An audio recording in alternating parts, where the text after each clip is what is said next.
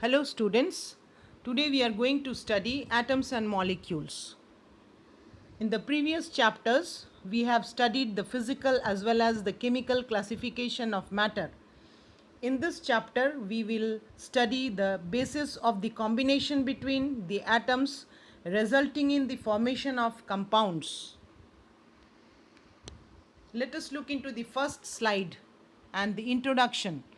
Ancient Greek and Indian philosophers have always wondered about the unknown and unseen form of matter.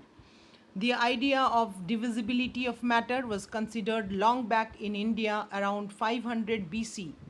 An Indian philosopher, Maharishi Kanad, postulated that if we go on dividing matter, we shall get smaller and smaller particles. He named these particles Paramanu.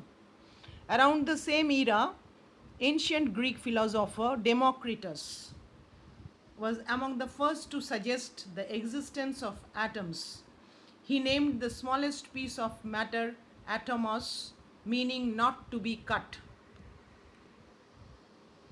Now let us study the laws of chemical combination, law of conservation of mass, law of constant proportion. Why do elements combine to form a compound? What is the difference between constituents of elements and compounds? Law of conservation of mass states that matter can neither be created nor destroyed in a chemical reaction. That is, total masses of reactants is equal to total masses of products. You can see in this slide, coal is completely burnt, but the mass remains the same. That is, mass is conserved.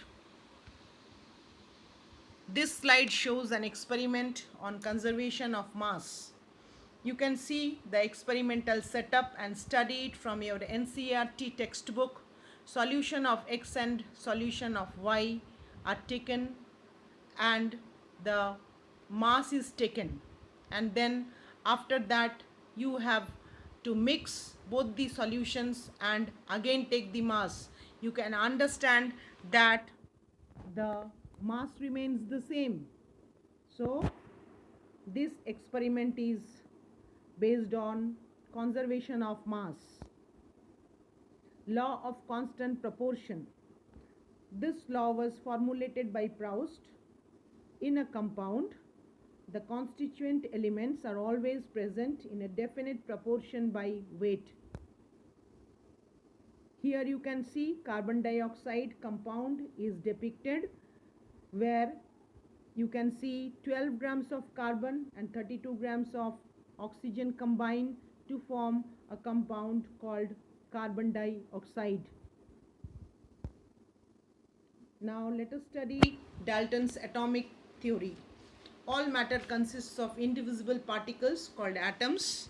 Let us go to the next slide and study the postulates of Dalton's atomic theory. Matter is made up of indivisible particles known as atoms. The properties of all the atoms of a given element are the same, including mass. Atoms of different elements combine in fixed ratios to form compounds.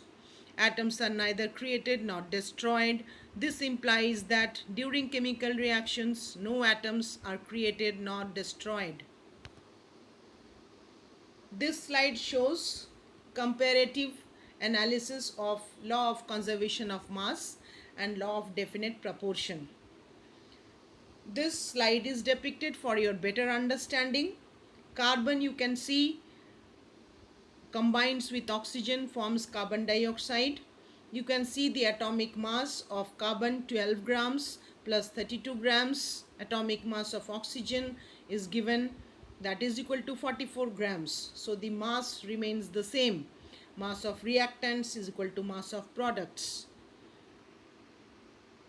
On the other side, you can see law of definite proportion. Water is taken and 2:16, that is equal to 1:8. One molecule of a compound, water always contains same ratio of hydrogen and oxygen by mass. What is an atom? Next, let us learn about it. It is the smallest particle of an element that maintains its chemical identity throughout all chemical and physical changes. How big is an atom? If an apple was the size of the earth, each atom in the apple would be about the size of an apple. These are the symbols for some elements as proposed by Dalton. Dalton was the first scientist to use the symbols for elements in a very specific sense. When he used a symbol for an element, he also meant a definite quantity of that element, that is, one atom of that element. So you can see the symbols for some elements as proposed by Dalton. They are depicted here in this slide. We will be continuing with this in our next classes. Thank you.